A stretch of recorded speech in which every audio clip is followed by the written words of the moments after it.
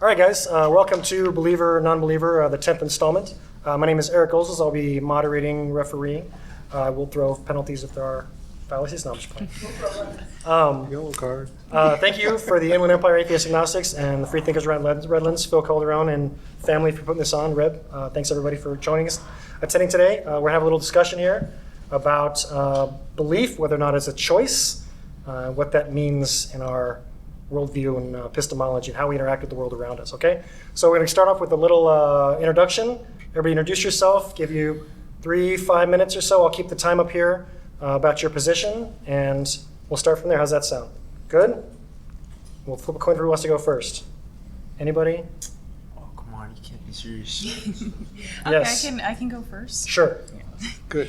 My name is Elizabeth. I am a believer, and I do believe that belief is a choice.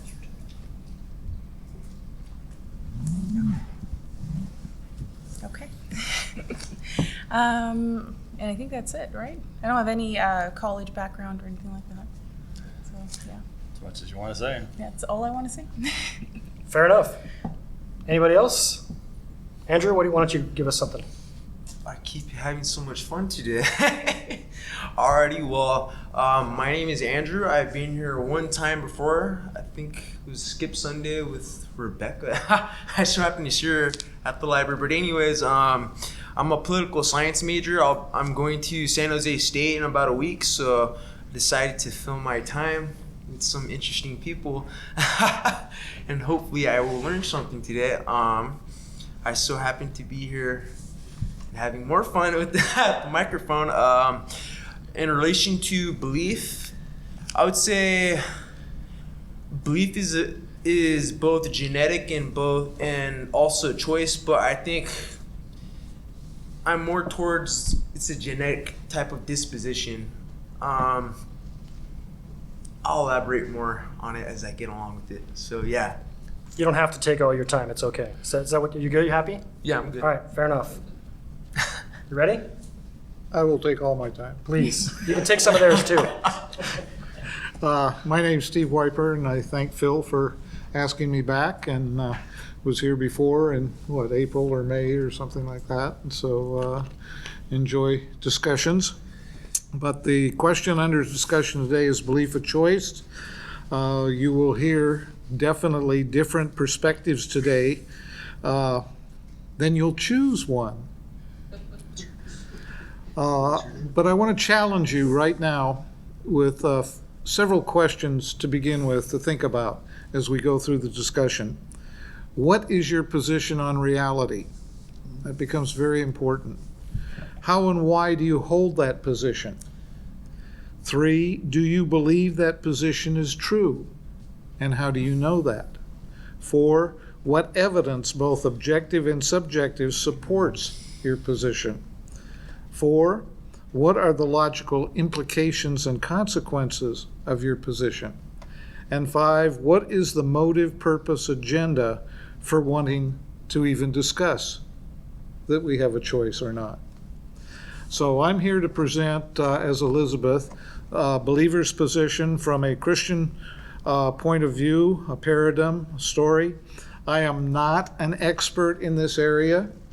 This is not one of my top areas, but it sounded like an interesting discussion. I just talked to a friend of mine who's a PhD from USC in philosophy, whose expert is in this area, and he gave me so much stuff, and I didn't even understand him. So this is a very deep and complicated issue, or it's a very simple issue, one of the two. So I am not the final word, but because I believe we are all living in a world created by a personal being, we will always not only have the ability of choice, but also the ability to disagree with those choices. We can doubt, we can be skeptical. Thus, there will always be a point and counterpoint. And the issues should be analyzed, critiqued, challenged, and questioned. The question, is belief a choice? It's both, from my perspective, both no and yes. In a sense, choice is, according to Phil's definitions I used. Choice is an acceptance that a statement is true or that something exists. But that choice also has to be backed up and supported by reason and evidence. Belief as well as doubt, I believe, is also an essential characteristic of the nature and function of man. So belief is not a choice in the sense that it is part of our essential nature. Beliefs, however, are multiple statements, and we have many to choose from. Religions, philosophies, political theories, scientific theories, and so forth. Choice is an active word. It is our willful making a decision when faced with two or more possibilities. Why are some beliefs chosen over others? What are the factors that justify my choice? What are the factors that justify my position? Is our belief based on truth or preference? Why do the answers to these most difficult questions seem to always end in faith positions? There's a big difference in how Christians and unbelievers interpret the same reality, the same evidences, the same ultimate big questions, problems, and issues. How and why is this a conflict? It separates over two issues: the existence of God and the origin, nature, and purpose of humanity. So there are radical differences. Both sides, both positions, many different positions, present stories or narratives of how to understand all of this. I will present my case with a thesis and 4 premises. My thesis: if God does not exist, then Christianity and atheism, as well as being able to make choices, is not possible. If there is no creator God, one has to assume and believe that nothing somehow brought everything into existence, such as the ability to assume and believe. That this world only has the illusion of creation, laws, design, meaning and purpose, morality, good and evil, which scientism does not and cannot support. And it's interesting that scientists attempt to do experiments using their assumptions, purposes, motives, and choice to support the contention that mankind has no choice. This is self-defeating.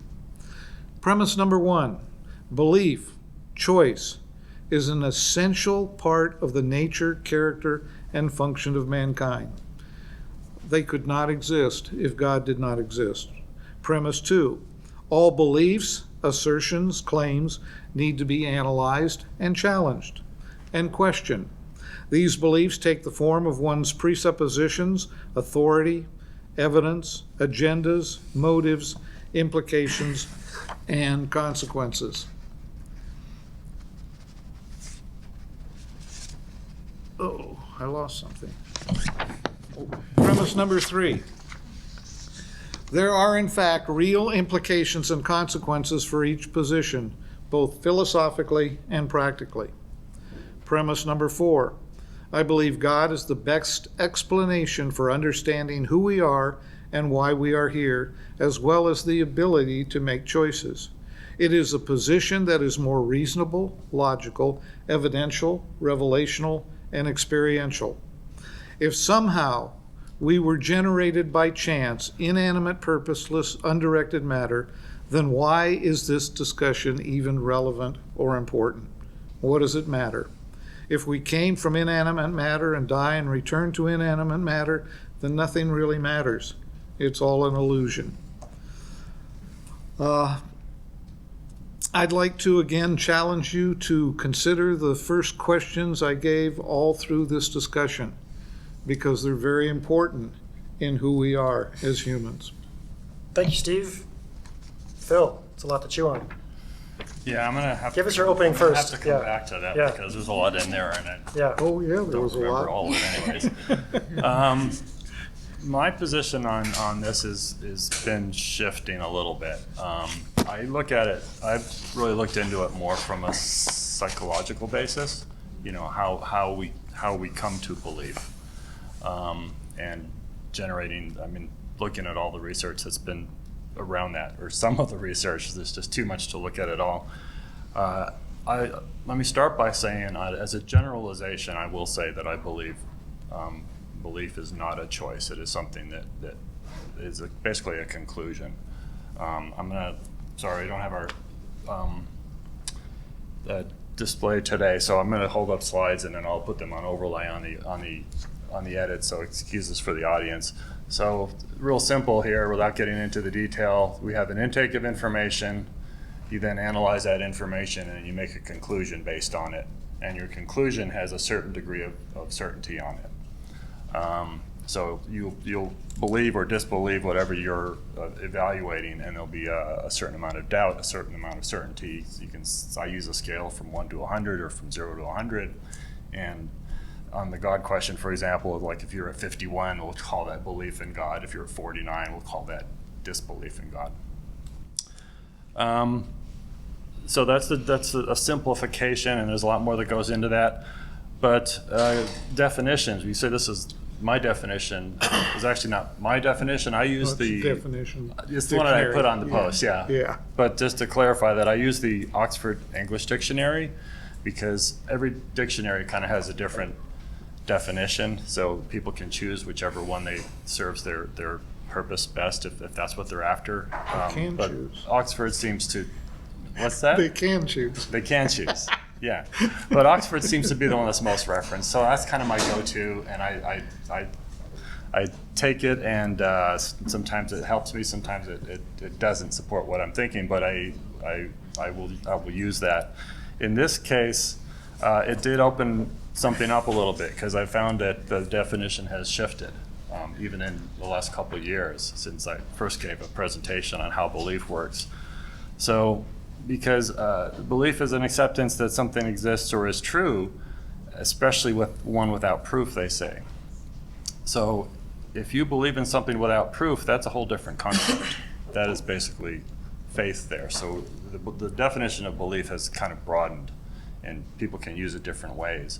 So one thing I request that we do here is when we're talking, that we try to maybe, if we think we're on the wrong definition, or the other person's on a different definition, we'll try to clarify between us which one we're working on. A firmly held conviction, a religious conviction, or something that one accepts as true or real. So these things can happen basically without analysis. You can jump right from intuition to conclusion. You can jump right from preference to choosing a belief system. So there's kind of different ways this can happen, and I think this is kind of what's happening between believers and non-believers that I'm learning in the last couple of years. There seems to be a bit of a staking on the non-believer side of belief being a conclusion, and on the believer side that it's a choice. And if you want to go by the definition, you can kind of work both ends. So we'll explore this to try to understand how both sides come to their conclusion.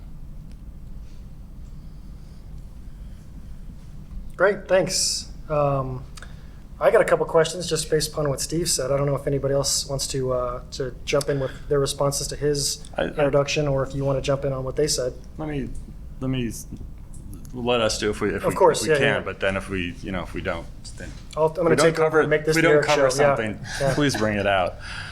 Steve, one thing that you said that I don't quite understand. You mentioned something about an agenda for questioning choice. I didn't quite get I don't get the background to that. Why is it even an agenda to even question the concept? Well, in all our positions that we hold, we have motives and we have agendas. And those agendas can be positive or negative. They can be, well, my agenda is to get you to believe what I believe. Or my agenda is to make sure that your belief is stupid and my belief is not stupid. I mean, there's all kinds of agendas in experimentation, psychology, and so forth, of trying to prove certain kinds of things. They may be positive, they may be negative types of things. But we all have, in other words, there's an agenda here today. Do you think we're able to get we're able to be conscious of that and kind of get below that to either, if there is an agenda, to make that known, or to Oh, yeah. or to talk about these issues in a way that we're not pushing agenda. I mean, I'm trying to understand belief from sort of a psychological, how does it happen in the brain kind of a thing. Well, psychology always has agendas anyway. I mean, there's different, you have 10 psychologists on the same issue, and you have 10 agendas and 10 issues. Okay, then what do you perceive as the two agendas here? The two agendas here, basically to support my position, either that God is existing or that God does not exist, that man is a product of God's creation, that we are in the image and likeness of God, or that man is simply an animal or a cosmic machine. That's a different subject, though. Yeah, it is a different subject, but those are agendas. Well, So- let me give you a couple of quotes that really explain the issue of what I was talking about. Atheist William Provine. He is a biologist from Cornell University. He's passed away a couple months ago. He said, "Let me summarize my views on what modern evolutionary biology tells us loud and clear. There are no gods, no purposes, no goal-directed forces of any kind. There is no life after death. When I die, I am absolutely certain that I am going to be dead. That's the end of me. There is no ultimate foundation for ethics, no ultimate meaning to life, no free will for either humans or anybody else." Jean-Paul Sartre, "I existed like a stone, a plant, a microbe. I was To the first statement you just read. Okay. Is philosophy not science? Okay, that's fine. Yeah. But does that mean does that imply that that's untrue or just undesirable? Both, I think. Why does it imply it would be untrue? There's no way you can test it out. I mean, how can you test any of that out? It's just a position or a preference at this point in time. So how could you prove it was true or false? No, I was just gonna go on a different tangent. Go ahead. I don't think you can. That's why I don't think there is meaning intrinsically the way you seem to be describing it. So you get more into a choice. Let me go down a couple different. Okay. I'm sorry. I cut you off. So go ahead to the second one then. The Jean-Paul Sartre said, "I existed like a stone, a plant, a microbe. I was just thinking that here we are, all of us, eating and drinking to preserve our precious existence, and there's nothing, absolutely no reason for existing." And my contention is that that's the end product of an atheistic position that has no choice.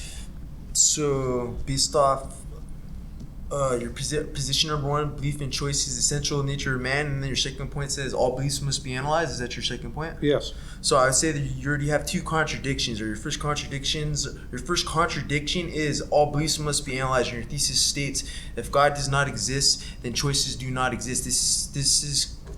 There's a contradiction because it implies if there is not a God, there's a bias in your own thesis. So there's a problem with this. If that's the case, then we have to analyze the concept of God itself. What is the nature of God? Because these two things would not support this thesis the way in which you're trying to suppose it. So belief in choice is essential to the nature of man. It is. It's essential to the nature of who we are, but Wait, belief in choice is essential or choice is essential? choice is essential in the nature of man. So I'm agreeing, but I'm not agreeing in the way I'm disagreeing, but Okay. But essentially, if God does not exist, then choices do not exist. So the problem with this right here is there's millions and I don't know how many atheists, whatever they all exist, and in their mind, God does not exist. So if this was true, then therefore all these people do not have choices, and therefore they do not have free will. So this is the problem with your first point.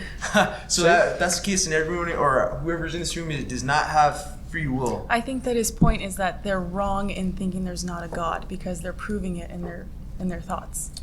It's not saying that they don't have free will, it's that their free will proves God's existence. Right? But it says in the thesis, if God does not exist, then choices do not exist. So if Okay, so if one of these atheists here do not believe in God, then therefore choices do not exist. It says that on your point 1. Belief in choice is essential to man.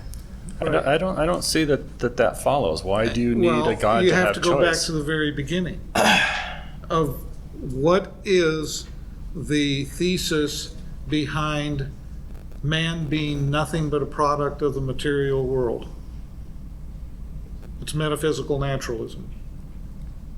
Metaphysical naturalism says nothing brings about everything. How does nothing bring anything about? Krauss wrote a book on something out of nothing, and he got ripped apart by his physicist atheist friends. So you can use him for an example, but he says, this is nothing, this is something. Well, this is nothing to begin with. I mean, this is something to begin with. But the idea is that at the very beginning, if man is a product of inanimate matter as opposed to the product of a personal being, there's a big difference. Inanimate matter cannot produce choice. I disagree. How? Absolutely disagree. I see no reason why it couldn't. How? How? We're doing it. We're doing it right now. Well, that just supports my No, it does thesis not. that God Okay, exists let me in go. a Let me go personal back being. to your first statement. Then you cannot have choice without God. So, That there's no connection between the two.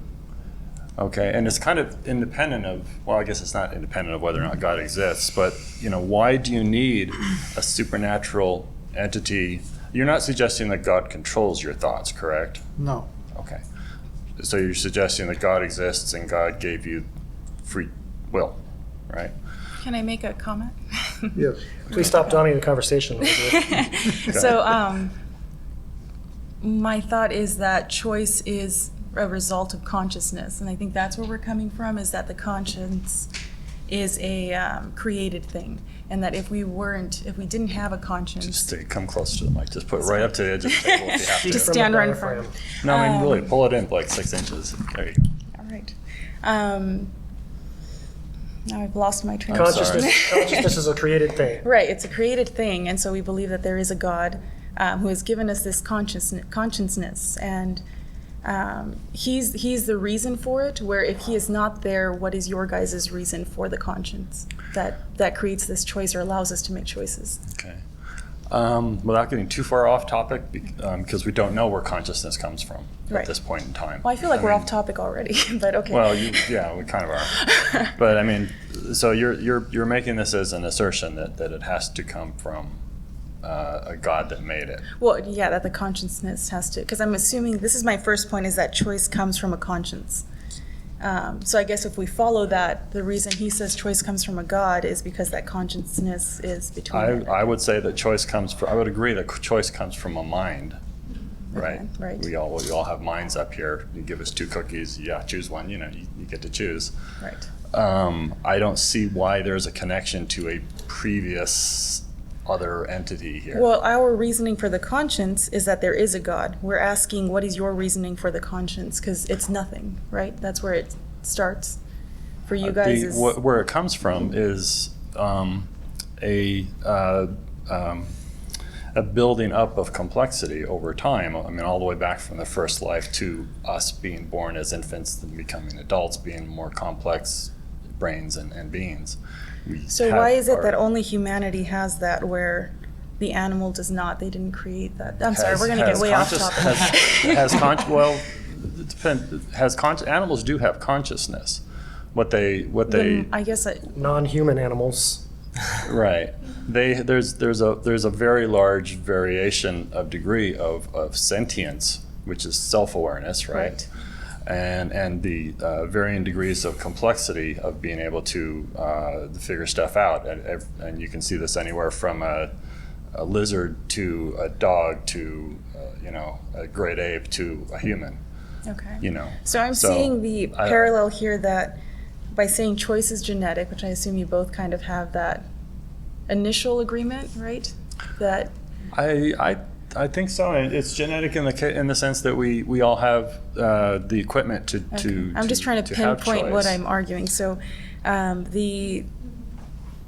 you guys would agree that, say, a lizard's choices are genetic because it's trying to survive, so it's forced to make Yeah.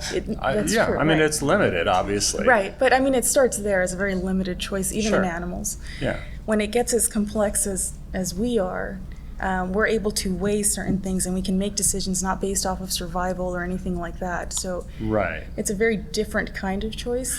Yeah, and that's pretty much what I just said. I mean, you've got a difference, and who knows where the line is because it's kind of gray between what's essentially reactive choice, and you go all the way down to a single-cell bacteria, which is going to be reacting to, say, a chemical in its environment, or the lizard in this case, which Right. is going to be.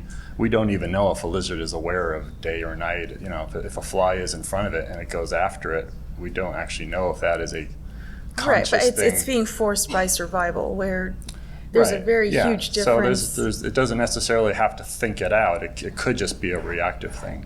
So A little louder if we can. a little louder. Yeah. So and then you just go to an animal that is more complex, and you get somewhere in between, and you continue up that road, and you end up with us, with a larger prefrontal cortex, where we can be completely, well, never completely, but we are largely conscious of what we do. We can think things through. So I see no reason to put a God in there. It's to me, Because- it is just an assertion that has no logical basis at all. So we choose what makes us feel good, is what you're saying? I'm trying to, what's driving our choices to you?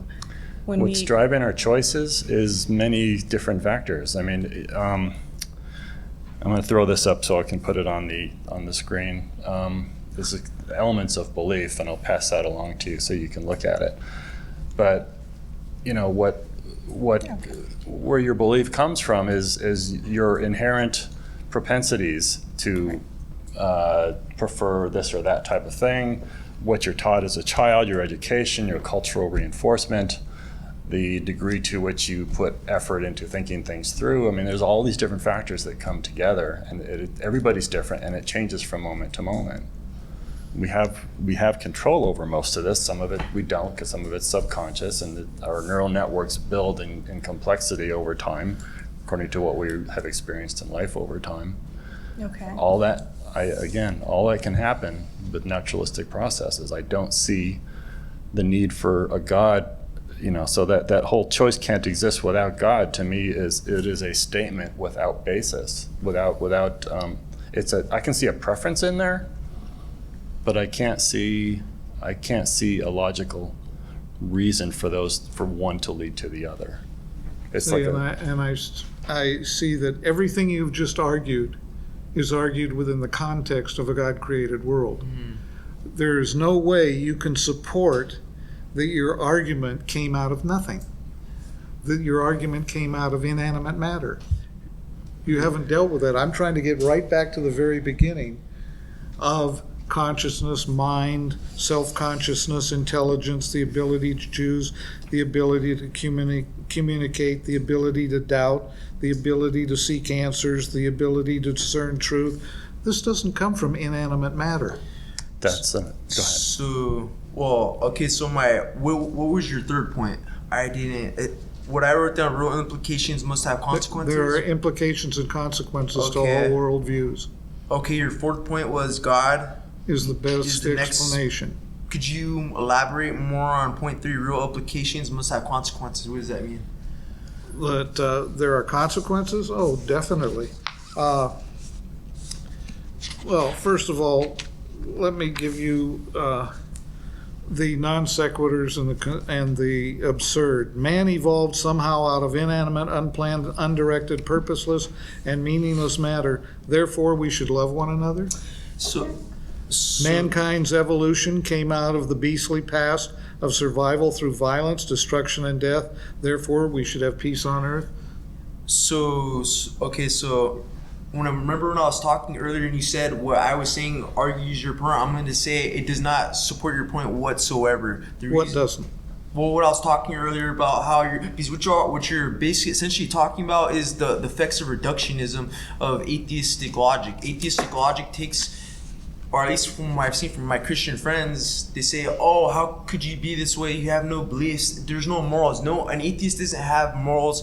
They cannot be ethical humans. It's impossible, because if there is no God, guiding your actions and decisions, and therefore you cannot be moral. So if you're not moral, therefore you're immoral. So therefore you must go to hell because you do not have ethics and you have morals.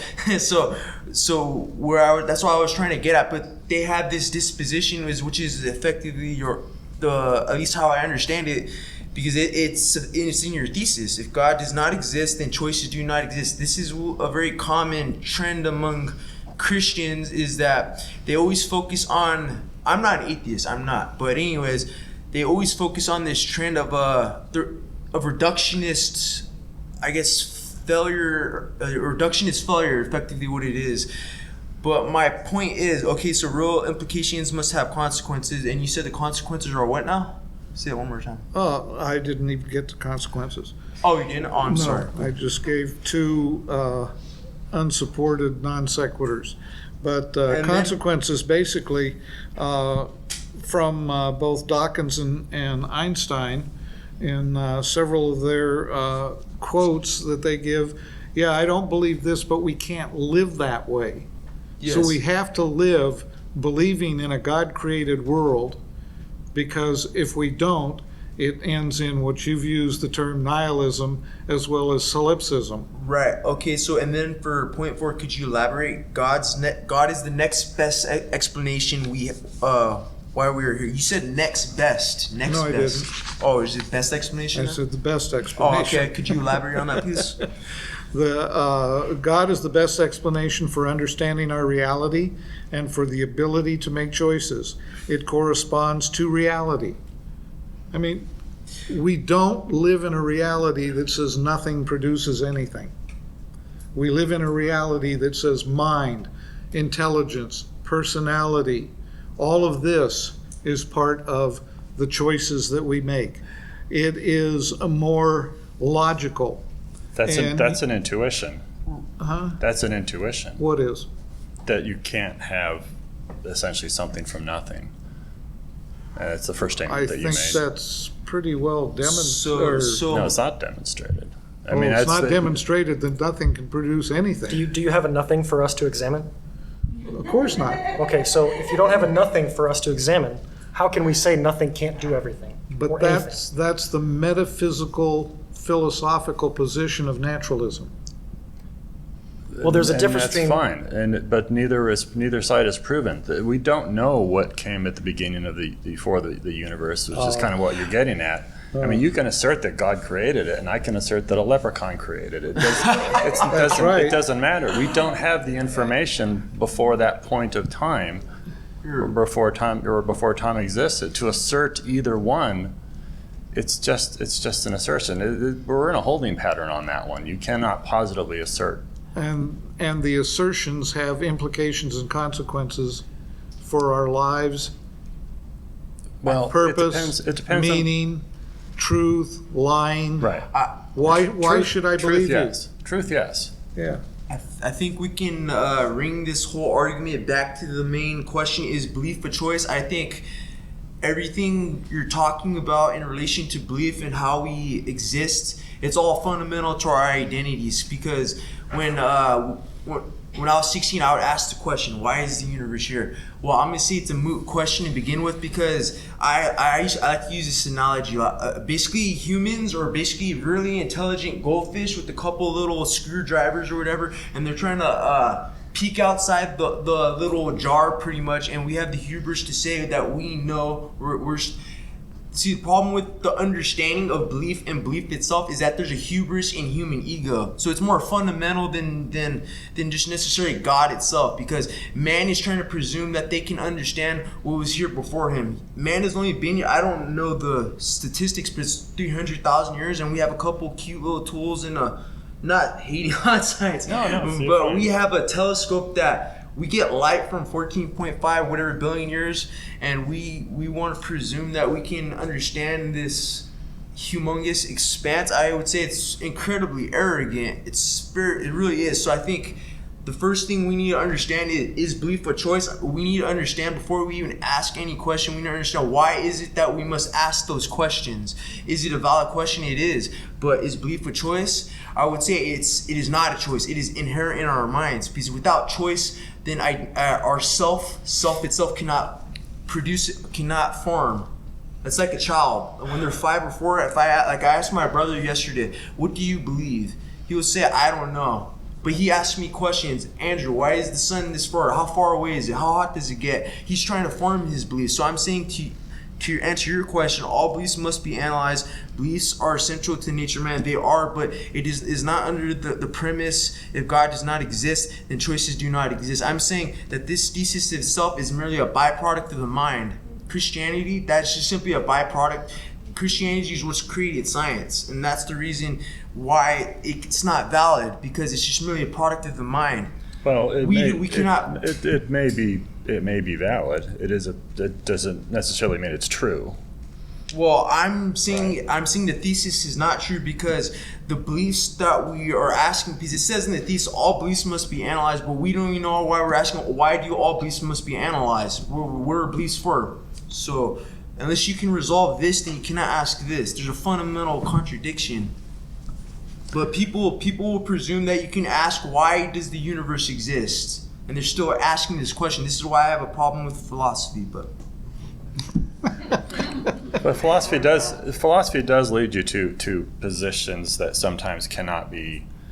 You can't tell if they're true. It could just be assertions, and you want to try to pull out the elements that you choose that are your preferences. So you can go down all sorts of philosophical roads and not really know if you're getting anywhere, other than not making But logical one of those fallacies. is true. That One God of those exists or is God true. doesn't exist. That's Wait, not wait, the wait. question we're after, though. wait, one of those is true. No, one but of that's those, inherent. I don't want to get into a God, does God exist? That's Yeah, just that's a whole different. inherent That's a in whole the- different panel. So in the question and itself. it's real easy on these subjects to keep going back to that, which is an interesting thing, and we do it, but not on other subjects. I feel like we're using, it's happened a few times already, and it's a little vexing from my point of view. Are we using the word belief and choice as synonyms? Because I feel like that's what we're doing. Are belief and choice equal, or are they separate concepts? Because the question is belief a choice? Elizabeth, can you choose to believe this room is on fire? I can. I'd be crazy if it wasn't. But can you force yourself to believe this room is on fire right now? No. No, you can't, because nothing about this room is telling you that it's on fire right now. You have no evidence to suggest that, right? So, but you can choose the difference between Chipotle and Qdoba, right? So choice exists. No one's doubting that choice exists, right? Choice is a concept that we agree exists when you have two options, correct? What I'm interested in largely, one of the things I'm interested in largely is figuring out what's true. Okay, so belief is kind of a tool that we use. I see, you have information. I'll go to this screen here and put it up on screen, the belief process thing, but just so you can see it. You take in information, you analyze that information, and then you come up with a conclusion. So you believe or you don't believe based on this information, based on other factors in your case. But it's a way of trying to learn what is correct, and then you stop. You may be incorrect in your analysis, and your belief may be wrong, but it's kind of a tool to learning about the world, and that in turn lets you know how to react next in the world. Does that make sense? yeah, it does. So basically, what I'm saying is that no, that's perfectly fine. If we did, then our brains would not work. But the problem is, it's like with so you're asking, what did you say? It's truth. You're trying to figure I'm out saying what it's is true. it's a tool to figure out what's okay. true. You may not be. Your conclusion may be wrong, but the process evolutionarily, it leads to hopefully a good decision versus a bad in terms of keeping you alive. Right, and so the problem is that when humans the problem is even in the human language itself, the term truth. When the first humans came here, they coined these terms. What is true? What is not true? See, everything in the world doesn't have a value. It's only the value we place on it. So Right. at the end of the day, we can't. Truth is just merely it's like kind of like communism. It's just they never achieved communism, but it's just merely an ideology that they strive to do, but they never accomplished it. Yeah, truth is there. You may not achieve it. I mean, we have. Try. I'm not gonna pretend I know anything about or relativity. I mean, relativity is just merely. It's just a model to model the world. It's just an approximation. E equals MC squared. We've proven it hundreds, thousands of times, but at the end of the day, it's merely an approximation because at any day it could be disproven. I know this is incredibly absurd, but that's not absurd. That's the backing of science. If science finds out, quantum, whatever, what was it, Heisenberg, the uncertainty principle, whatever, if that's disproven, that's still open. So is it? But I had a couple of my professors acting like that's absolute truth in fact when it is not. It's only an approximation of what we know through a tiny little thing that went through our brain. So this is why I keep saying it's a bit of a hubris, because we have so many filters are going through. First, the light comes through here, it comes to the prefrontal cortex, then it goes to the subconscious, to the conscious. So it's like, so, yeah. Can I hate to do this and back up a little bit, but I want to do another lap around this point that I made. Elizabeth, in your introduction, you said, I'm Elizabeth, and I believe is a choice because I'm a Christian, correct? Right. I want to Iron Man your position here, right? Steel Man your position. And then we just talked earlier about whether or not you can choose to believe this room is on fire, and you said no, right? So you said belief is a choice, and then you said, no, I can't force myself to choose to believe something, right? Right. Do you realize that's checkmate? If you can't force yourself to believe something, then belief is not a choice in that way. There's different ways that belief comes up. There's different ways and this we is can where I interact think that with it. Follow me? agenda comes up that he was mentioning, where we're being very simplistic if we're trying to catch me up with, am I crazy? Do I make stupid decisions? No, I'm not going to believe that. I can't force myself to believe in this. Neither can I force myself to believe in my religion. I have decided that this room is not on fire because of the things I'm seeing. So in that way, your senses intake and your right. the evidence So in that that the room is way, telling I you. am in Using the control. evidence. Yeah, in that way, I am in control of my choice. But no, I'm not going to tell myself this room is on fire. That's not a choice that I would naturally. So if you had evidence that the room was on fire, you would believe that it was on fire, but you wouldn't Absolutely. choose to believe that. You would believe it because of the intake from your senses. Well, that's what right? I believe a choice is. So we then have a different definition of what choice is. Well, the definition of belief that we brought up earlier is the acceptance of something that is true, especially one without proof. That's a mental state, the acceptance of something. Our mental state, the acceptance of something being factual or counterfactual, doesn't change what actually is factual around us, right? Right. So if you believe the room is on fire, if you don't believe it's on fire, it doesn't change what's actually happening in the room right now, right? Right. So, but if you had evidence, demonstrable evidence, the room was on fire, you would change your belief system, right? And you would say, Absolutely. okay, now I believe the room is on fire. And your behavior would change because I'm sure I'd be following you out that door, right? Okay, so Right. I think from a secular perspective, right, if I had evidence that Yahweh created the universe, as opposed to saying, I don't know what created the universe, because saying I don't know what created the universe is not equivalent to saying nothing created everything. Those are two separate statements. Right. That's a I straw would- man technically. But if I had evidence that Yahweh was sitting in this room right now, or Yahweh created anything at all, or Yahweh existed, I would change my behavior. I would change my Right. belief system, right? Just like you if the room was on fire. You follow me? I would not believe in God if I did not have the evidence for him. Okay, cool. So, So, we agree. We agree. yes. You need evidence to believe something. So belief You need is to not be a choice. able to analyze the things around you, and choosing Agreed. to analyze them is definitely part of it. Well, no one's I denying don't- the choice exists. So, if I sat here and the room was on fire, the primary, or I guess the at the base level, I could potentially sit here and just burn up. But I am choosing to get up and say, not only is this room on fire, but I'm going to get out of here. So, of course, my movement and what I believe is a choice of mine, because I could potentially let myself burn. But you So- just said it's not a choice. It can't be a choice and not a choice at the same time. Well- You said belief is a choice. So to you start asked with, me a and then you said trick it's not. question by asking I really didn't, me. though. Let me finish. Sure. By asking me if the room is on fire. If you can believe the room is on fire. If I can believe the room is Yes. on fire. Yes. But nobody would choose to believe that, having looked at the entire room and noticed that there's no evidence for it. It really is an irrelevant question, I think. No, it's not, because it actually drives to the heart of what you said earlier, whether or not belief is a choice. Because I think that's what we're driving at. So, think- okay, so where right? I started off when I was asked if belief was a choice, my main idea was, okay, you're asking me if belief in a God or a religion is a choice. And in that aspect, it absolutely is. It's not primarily driven by genetics. There are certain things that are just that way. And Can I suggest a very subtle, just a very subtle thing that that you're adding here is the distinction between input that is basically directly through our senses, is the room on fire, heat, sight, it's pretty Right. obvious, versus God exists, which is less direct. I think it's a different type of evidence. Right. And this is kind of where I feel the agenda thing that Steve here was mentioning comes in, because I like to look at big picture things. And it's very easy to jump in and pick at words or definitions and change the idea of the big picture so that now we're sitting here fighting about a word when ultimately the question is being avoided, or the answer to that question is being avoided. Basically, coming down to the bottom line, we wouldn't have existence. But this was your axiom, though, was it not? Your thesis? Yeah. Well, existence We- is we different would- than choice. Well, choice is part of our existence. So this is And if God didn't exist, there wouldn't be a possibility of choice. Well, There wouldn't but be an then- explanation Okay, for well, it. but this is a different thing too, because you can be created. Huh.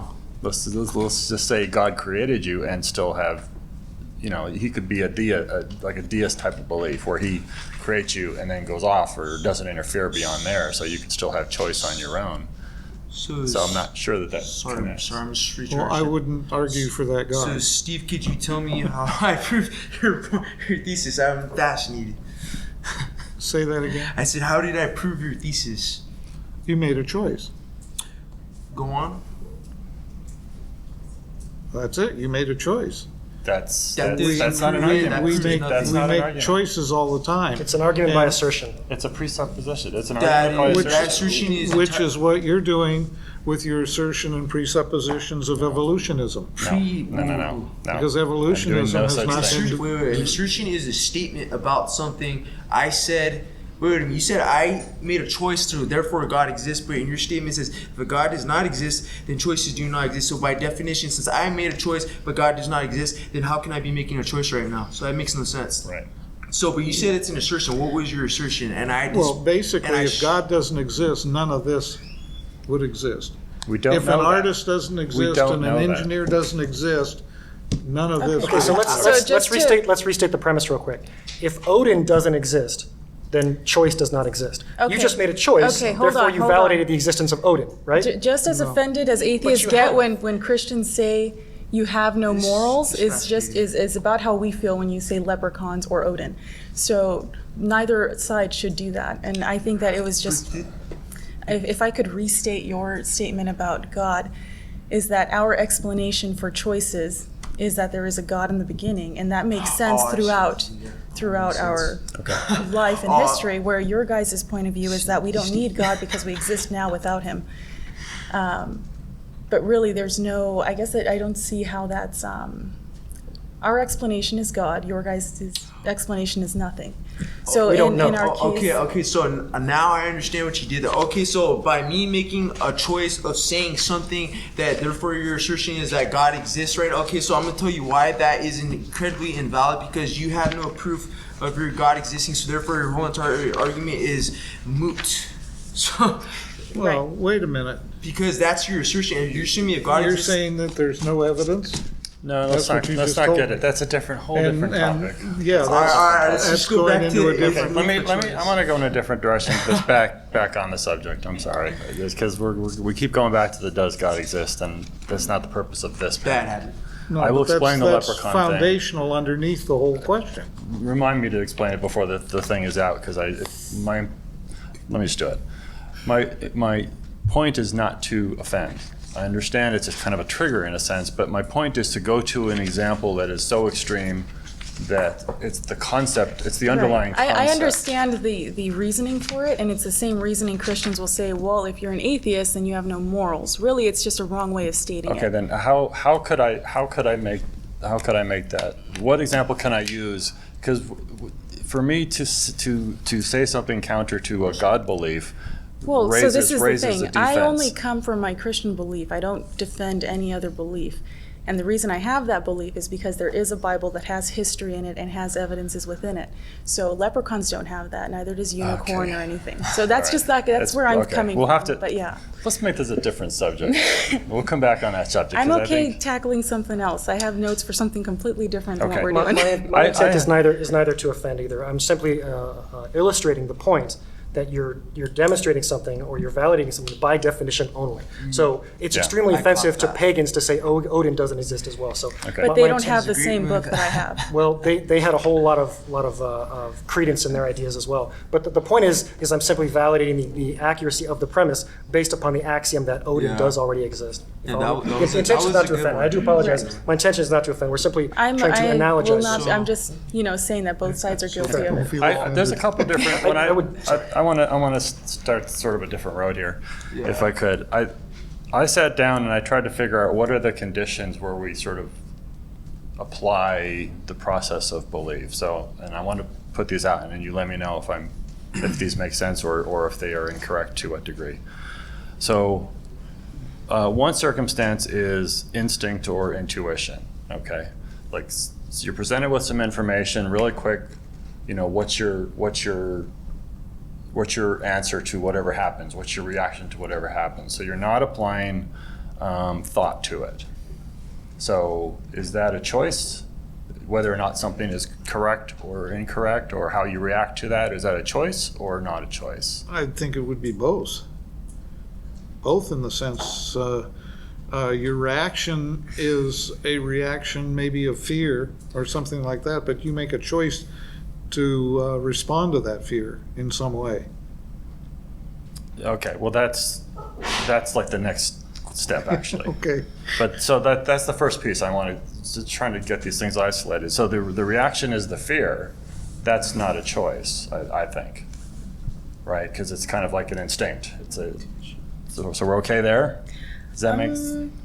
Well, I think that even if it is instinct, usually you rely on your past experience. Oh, for sure. And so even if Yeah. you have that same thing happen again later, you would think, okay, I remember the last time I reacted and I choose to react this way this time because that was a poor. Yeah, I agree. Okay. That's Okay. the basis of your reaction, I think. Okay.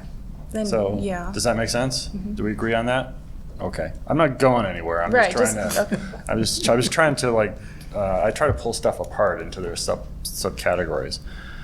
Okay. The next thing I had would, Steve, be what you just said is belief by conclusion. So then, and this is belief by taking information and doing analysis on it. So then you would then pull in your past experiences, your reasoning, like you just said, you then decide what to do next.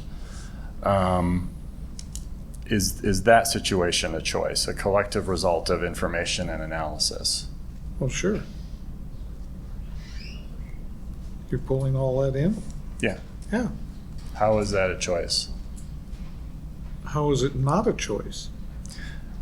Well, we'll go back to the fire thing. I mean, if is the room on fire? You look around, you collect all this information, your knowledge of what fire looks like, and possibly, I don't know if we're born with any instinct to fear that kind of a movement or whatever.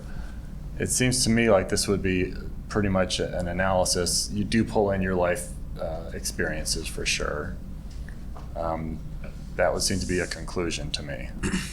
Oh, I think there's a big difference between dealing with this room being on fire and believing that, and believing in a creator God, or believing in that inanimate matter creates everything. Are we looking at Bingo. is choice real or is belief a choice? I feel like those are two different I things. agree. right? I think I'd like to suggest a path that we walk down here for just a few minutes if we can. Are there different kinds of belief, which I think Steve was just driving at? There's a difference between analytic belief and there's a difference between synthetic belief, right? A synthetic belief is, hey, my senses are telling me this room is on fire right now, right? An analytic belief is, hey, Yahweh exists, hey, Odin exists, whatever else these may be. It's a belief based upon the definitions of words we've come up with, or a belief based upon what the world is telling us around us, right? And there's overlap. Sometimes they interchange. Sometimes there's intersectionality there, right? But they're not always equivalent. So do you want to spend a few minutes talking about the different types of belief and how they interact with what we think of is accurate about the world around us? Okay. Give me a boost on this. Well, one. I Not hate quite. I hate to do this because it's a little trite if you've heard me talk before, but it's the definitions. It's the statements, right? So I'm going to give you two statements real quick, and then we're going to determine, okay, we're going to assign a truth or an accuracy value to these statements and what they mean specifically. Accuracy So value. the first statement is all bachelors are unmarried, okay? The second statement is all bachelors can swim. Okay? So we're going to assign a truth value to these statements real quick. So let's start with the first one. All bachelors are unmarried. This is what we call an analytic statement or a definitional statement, right? This is true by definition because if I pull the words apart and I say bachelor means unmarried man and I supplement that back into the statement, what I'm really saying is all unmarried men are unmarried. 100% true. Does anybody disagree? Speak now, forever hold your peace. Okay, 100% true, right? We agree. This is true by definition. This is an analytic statement, right? This is a synthetic statement. All bachelors can swim, right? I can't just look at the definitions of the words. I've got to go out and do something else, right? I can't just say, oh, bachelors can swim. I've got to run a test, right? Because bachelor means unmarried man. Swim means fly like in the water, not drown, right? This is a synthetic statement. I'm making a statement about the world around us, right? The room is on fire. God exists. Sometimes they overlap if it's accurate, if God actually does exist. If the room actually is on fire, there is overlap there. But there's a difference between belief based upon how we've determined things with our words and our ideas and our concepts, and then belief based upon the tangible aspects of the world around us. What the room is telling me. Is it on fire? Is it not? You follow me? There's a difference between these two beliefs, and I think we're kind of running them together where they don't merge.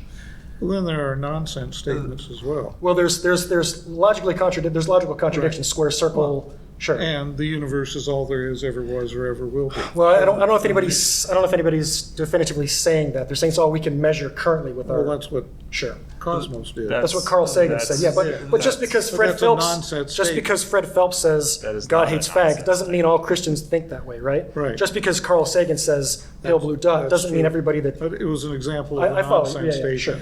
Elizabeth, could you restate? I got Steve's, but I don't know if it doesn't seem like you have a paper. But what was your position? I didn't quite. That belief is a choice. That belief is a With my choice? understanding that we're synonymous, state belief your is being position? synonymous with religion. That's what I jumped in here with. I'm sorry. say it one more time. That religion is a choice. That religion is a choice. Right. Can you choose to believe your religious claims are accurate? But back to could you bring that into the question? Is belief a choice? I'm saying yes to that because my understanding of belief is our religion or our basic belief of what's around us. Kind To of be thing. fair, there's multiple definitions of the word belief. I have a reaction. I think choosing a belief system is different than a religion being a choice. I think you can choose a belief system, Right. and that's perfectly valid. I'm throwing in religions because I think most people kind of push Yeah, these two together. that's fine. Yeah. That's belief according to the way the new definitions are. I see that sort of as the exception. Where it says a firmly held opinion, and that's basically it. There's no evaluation in there. So, although if you're going to choose a belief system, let's say Christianity, you're going to Scientology, whatever, you're going to choose something.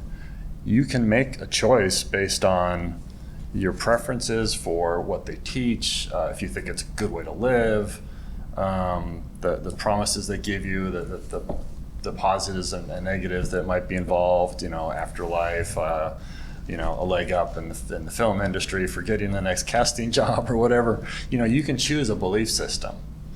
So there's a little bit of analysis in there, but it has nothing to do with whether or not it's true or not. So I can see that you can choose a belief system. Right.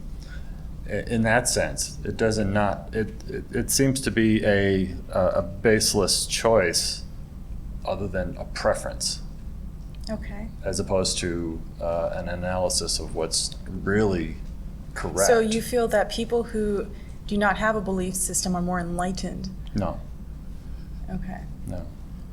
So No. what if I told you that it's not baseless, that there is personal evidence that simply isn't able to be said very well? Then we go into analysis of what of your perception of that evidence. Okay. And this kind of goes back to the point I made earlier about something that's very direct in the senses, and then very or more indirect, like the believance term that I use, which is sort of a tendency to want to believe things like the benefit of the preference to have an afterlife, and this is a nice thing to want. So you'll choose this system versus another. I think you can make that choice. Okay. I feel like you have little understanding of why people believe certain things. That's why we're here. Coincidentally. Does that make sense, or do you have No, I understand contrary to your it? point of view. I just thought there would be more fight on that. Yeah, I agree. I mean, belief systems are a choice. And you can change belief systems. That's interesting. Okay. I mean, you're right. I mean, you can go from Catholicism to Scientology just fine. Or from your position from Catholicism to where you are now. Yeah. Were you compelled by the evidence around you to change your belief system, change your ideas, or did you do it of your own volition? I came to my position by conclusion. By using your senses, or by using your intuition, or by making using- a conscious choice against what the evidence told you, or By using life experience, by using my own personal intuitions, and by collecting all the information that I've been taught over the years, and also trusting the consensus opinion of those who are most educated on any particular subject. Now, And so we do the same thing. So given why that do you we have to come be a little these careful there, differences? because you can be thrown by, I mean, you could put 100 experts together on And all be astrology, and they can all be wrong. So you have to be a little careful on that concept. So you kind of have to question everything in to a degree. Well, it's like the story of the elephant and the blind man. You have 6 blind men. Yeah. They're touching this elephant. One says it's like this. One says it's like that. They're all wrong. Yeah. They're all wrong. And how do we know it's an elephant? Because of the storyteller who is revealing that. Yeah, and the more information you have, the more parts of the elephant you have access to, the better approximation you can, the more likely your evaluation is to be correct. And then you have to trust the storyteller. You don't have to trust the storyteller. The storyteller is the guy. The storyteller is the guy in this analogy who has all the pieces. But even if the storyteller is not here and there's just 8 guys who just have a piece, but suddenly you're given more pieces, access to more pieces. From where? Your evaluation will then be. From where would you be given more pieces? blind men. We're getting. This is an analogy, so we can't get too specific here. But you see what I'm saying? If you can see 2 pieces of the elephant instead of 1, you're more likely to get a more accurate evaluation, be able to make it. And if you have 4 pieces, more than 2. So it doesn't matter if you have access to all 8 or the storyteller over there who knows all 8. There's also, at least in my point of view, there's also some cultural effects of how people develop those beliefs, how they grow up. A person who grows up in a Christian household or Islamic household will be indoctrinated in those beliefs, because naturally children will mimic adults and their behaviors, dispositions, etc. So this is primarily why I make the assertion or the claim that belief is not a choice, but it's primarily affected by sources that the child cannot control. For example, I have a 2-year-old brother, and I'll like to say like big words to him. Hopefully when he gets older he'll have humongous vocabulary, but he will mimic all the words I say, or at least he'll attempt to. So I don't know if the 2-year-old, I'm assuming he has some form of free will, but there's an element of mimicry there. So these are some of the things I'm coming towards why belief is not a choice. And this is why I would say with the Christian households, we have to keep in mind that these people went to church. I don't know about all Christians, but at least the firm believers, the ones who attend every Sunday, they're indoctrinated, and then they make their beliefs, and then they assimilate those beliefs, and if they don't like them later, they don't. But I would say primarily it is not a belief. And also cultural aspects such as financial wealth or things like that will affect that person, and ultimately those beliefs will be affected. So you'll notice that there's many different aspects that the person cannot control, but is merely reacting towards that information to make that belief, and that is why I think that's not a choice.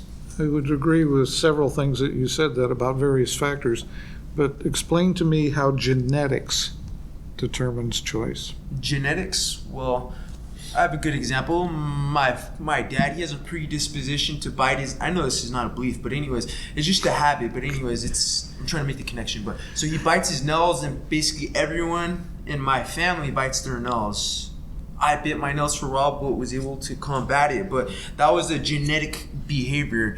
And another common trend in my family is that we're basically everyone in my family is largely a Democrat, and there is one Republican, but it may be rather absurd. I would argue that there may be a genetic But you're not change. talking about beliefs, you're talking about actions. What's that? You're not talking about beliefs, you're talking about actions. Beliefs shape our Being actions. a Democrat is not an action, it's a belief. Well, Voting Democratic is. But being a Democrat is still belief. it's a collection. Sure. Yeah. But Yeah. how do genetics determine whether you're a Christian, a Hindu, How a do they? Muslim? Well, I mean, Genetics don't generally do that. They influence. that's based on where you were raised, largely, Right. where you were born. I mean, there is evidence for genetics affecting personality type, and then those things tend to influence whether or not you're. But even in Believe the or same family, disbelieve. you can get, for instance, you got 10 kids, 5 can be atheists and 5 turn out to be Christians. You can. But those genetics were not, those beliefs were not determined by the genetics. Well, no. I want to clarify this because people make this mistake all the time. Just because you have a genetic component does not mean that the genetics is what drives you. It is one factor in the pool. And you cannot look at any individual, and that's a good example, even in twin studies, although that's maybe as close as you can get, but you cannot look at any one person and say, you're going to be this, you're going to be that. There are so many factors and there's so much interaction that you can't really say which one's going to go. You can have a genetic factor. It doesn't mean that's going to be the dominant thing any more than you have environmental factors and say that that's the cause. It is a mixture, and it constantly changes because of everything you experience, all the new information that you take in. Everything you learn at every single moment in time changes your brain. The neural networks modify, your memory changes. Sometimes it fades. So It just fades. it can be a factor without being the factor. So the connection I was trying to explain is, obviously I don't have a piece of paper here to show you, but I think he just bring up a great point with the twin studies. My mind's a bit fuzzy on the article I read or whatever it was, but there was a twin study about 2 different twins that one was put in 2 different homes, and they wanted to see about the choices that they made and how nature versus nurture. So obviously it doesn't answer your direct question, how does genetics influence belief, but I think it may be an indirect form of evidence. I don't have exact answer, but anyway, so one person was growing up in a less financial background, and the other one grew up in a more wealthy household. One was I guess she was left alone more. So the other one was loved a lot. Again, my mind's very fuzzy with it, but anyways, they chose different career paths. One became a doctor, the other one became an engineer. But the thing that was very curious is that they found that almost all their beliefs were identical, which was very scary. And they all also liked the same women. They chose the same exact clothes they wore. Not identical, it was identical in that sense. And they drove the same cars, listened to the same music. They liked the same thing. They liked the same TV shows. So this is why I put that out there. I can't make the direct connection, but I think this is a fundamental component to it. How about a little bit of like predeterminism? Like, for example, my older sister and myself. I go out in the sun and I burn like an albino, okay? She goes out in the sun and she's solar powered. She just soaks it all up. She can't get enough, okay? And I'll have 3rd-degree burns in an hour and she'll sit out there all day long. She can't get enough, right? These are genetic. We have the same genes, same parents, but different organized in different chromosomes, same genes. So there's a genetic predisposition towards tolerance of melanin and sun levels, right? In the same way, in your example of a family with 10 kids, 5 grow up to call themselves Christians, 5 grow up to call themselves atheists, right? There could be a genetic predisposition towards credulity or towards skepticism or towards an evolutionary advantage towards listening to what the adults in your life tell you, right? They say, don't cross the street. You may not know why you're being told not to cross the street. There may be a good reason or a bad reason, but you are predisposed. One child is more predisposed to believe what their parents tell them, and one child is more predisposed to say, to hell with you, I'm gonna do whatever I want, right? So there could be a genetic predisposition towards belief, credulity, towards skepticism. Follow? Mm-hmm. Is that fair? Yeah. I personally wouldn't think of it in terms of genetics. I would think of it in terms of levels of the brain. And what I mean by that is consciousness versus subconsciousness. And I don't want to hog the mic or anything, but when you're asleep at night, you shift positions. You roll over. Some people sleep on their arms. You wake up with coronary lines on yourselves. Some people sleepwalk. Some people grind their teeth. Are you making those decisions? Are you making those choices on a conscious level of the brain? Or are you doing them subconsciously? You're not aware that you're doing it, but you're doing it, right? Okay, so it's happening on a subconscious level. Right now, if smoke started billowing out of the walls and we saw flames coming out of the walls, we would think, oh my gosh, the room is on fire, right? Is that happening on a conscious level or is it happening on a subconscious level? Is that a conscious choice or is it a subconscious choice? You follow Or me? is it an illusion? Yeah, we have to obviously account for the fact that it could be an illusion, but we're all making the same assumptions that reality is real at the same time. There's an additional set of theistic assumptions as well. But are we making the decision or making the choice that the room is on fire in the same part of the brain, at the same level of the brain that you're making to grind your teeth or not grind your teeth in the middle of the night? Is it a conscious decision or is it a subconscious decision? You follow me, Elizabeth? Is that Yes. fair? I think subconscious decisions are not at all what we should be looking at because blinking is subconscious. There's a lot of things like that that we have no control over. It's just our bodies. I have a question for Elizabeth, and it's actually a question I want you to ask. Because I'm getting the strong impression, and maybe it's really obvious and not an impression, that you think we're not getting something here. We're not understanding something about how. So, is that true? I am. Or what? Well, then I'll ask you next. But what you do you guys think? aren't What do you think getting we're something? missing in the point you're trying to make in the choice? If you could wave a magic I get the wand. sense I'm missing a piece of Wave a magic wand and understanding what you're fix their trying. misunderstanding. What you're trying to tell me. So. I feel like it's off topic, I guess. The fact that there is still no explanation for the conscious behind us and our choices on your guys' side. So I think that's the only thing I have. I really am not thinking of anything else. I mean, other than maybe a counterpoint to his indoctrinated Christian comment. So the fact that we don't have a reason Right. doesn't justify our position?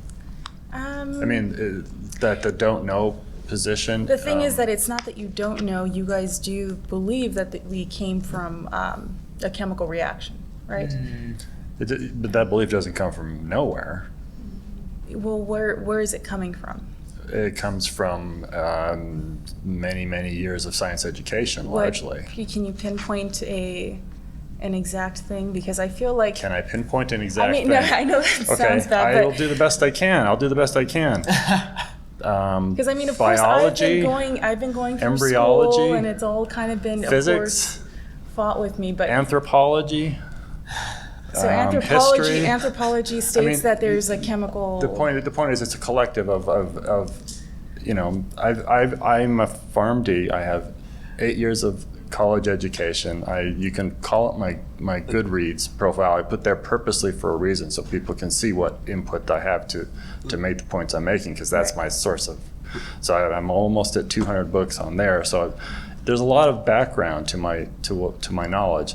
My opinion on whether or not something is naturalistic is not based on my intuition largely. This is just me. Okay. It is largely based on learning in school the building blocks of how we learn stuff, okay? And when you learn very simple science, and then they build on it over time, you know, you go to the pre-high school, they give you a certain amount of science education, and then when you go to high school, it's a little more complicated. They start to fill in the gaps, and when you get a little higher than that, they fill it in the gaps. I have an interest in science. I'm a Star Trek fan. I started reading physics and Scientific American. This stuff adds up. So you trust the scientific you learn to trust the scientific method, number one. Okay.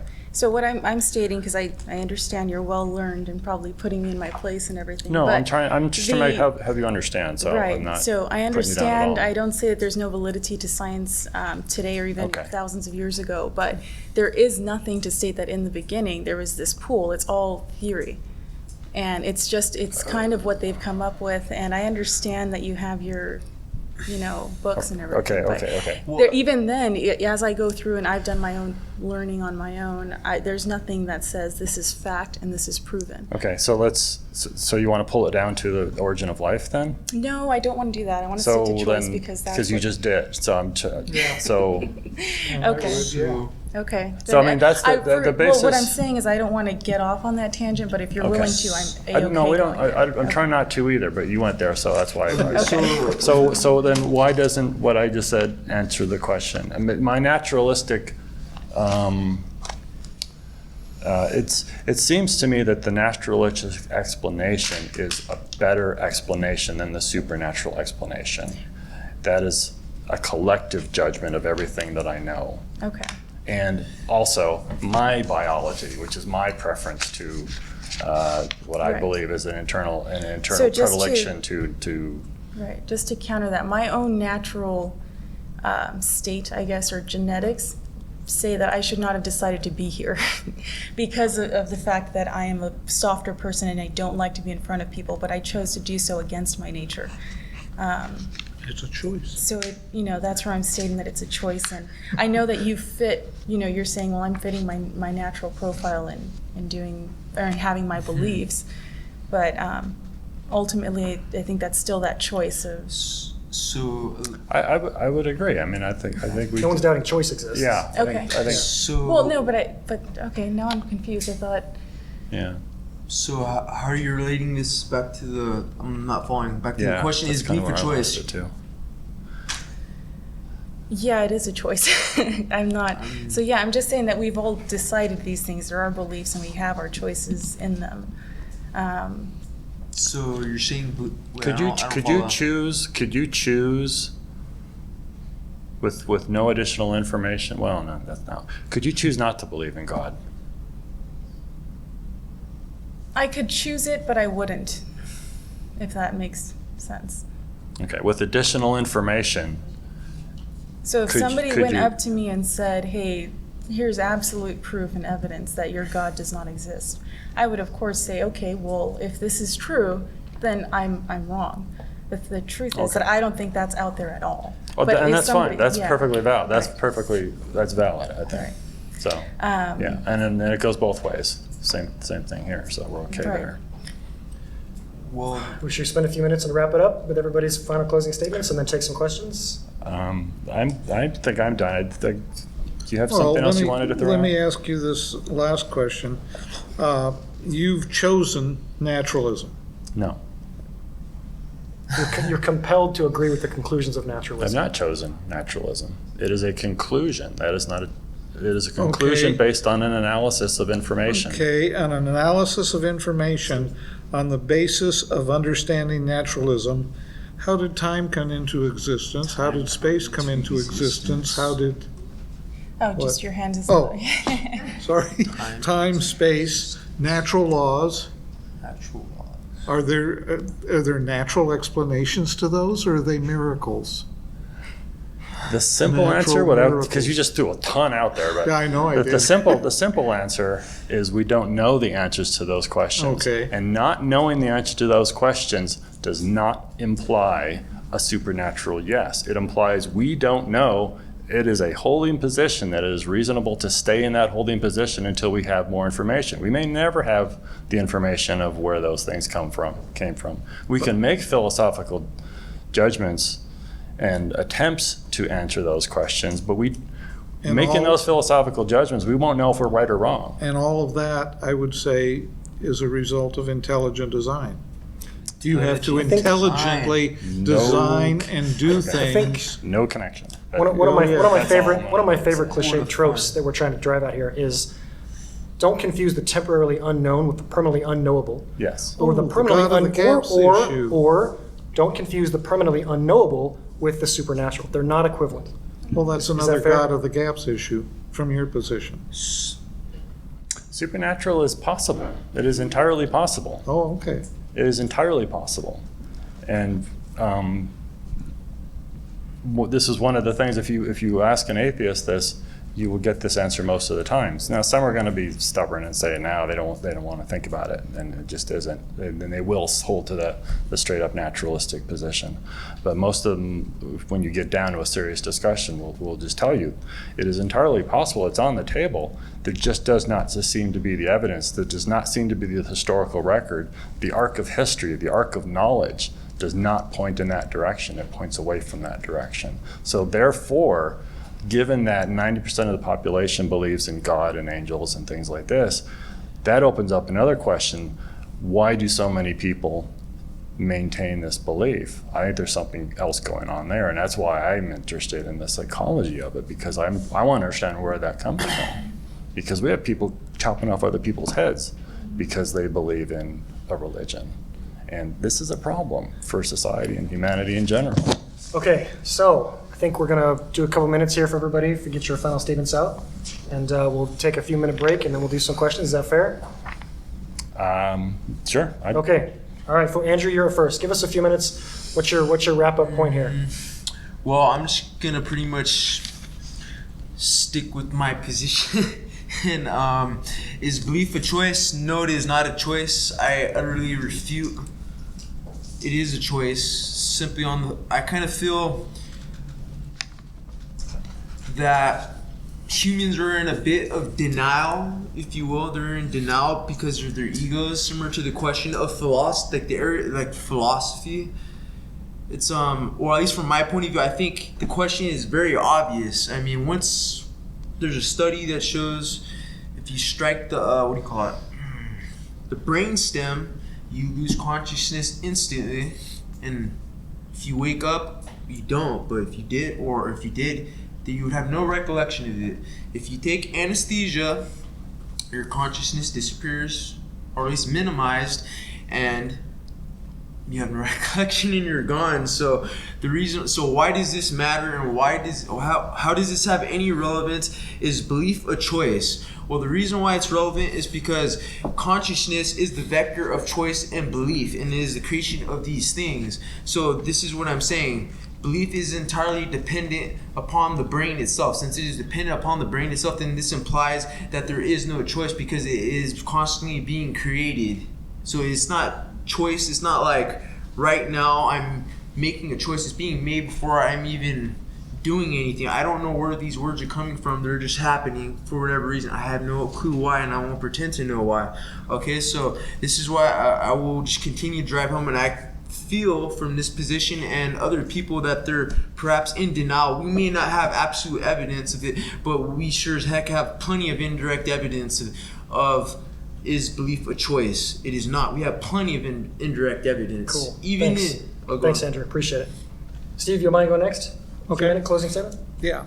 I believe that choice is, or belief is a choice, and that we all make these choices. We're all operating under limited knowledge and information, and we base a lot of our choices on presuppositions and assertions and misconceptions and straw man arguments, and that these choices ultimately have implications and consequences for society, for truth, for our relationships, and for morality. Fair. Thanks, Steve. Phil, your turn, buddy. In general, I believe it is not a choice. I believe it is a conclusion. As I've said, when you look at the dictionary definitions that are getting a little fuzzier, you can make conscious choices of belief systems, but that's largely on what you prefer. Connecting belief to something like you have to have God or any other thing to have choice, there's absolutely no connection there. I see no link. So it seems to be something we do naturally. Fair enough. Elizabeth, best for last. So my stance is still that belief is a choice. I understand there's a subconscious push to it. I don't know, being from my own choices made in my own life, I don't feel that any of it was driven by anything other than my awareness of what's around me or my own thoughts. But yeah, that's pretty much where I leave it. And I think that some of the questioning behind whether choice is whether it's driven by your genetics or whether you can make that choice, I think the reason that's even a question is because people don't want to take responsibility for the choices they make. That's kind of where my mind is leading me right now. But that's pretty much Fair it. enough. All right. Thanks, everybody, audience members, participants, Appreciate it. We'll do a 5-10 minute break and then do a question session and my worldview versus your worldview.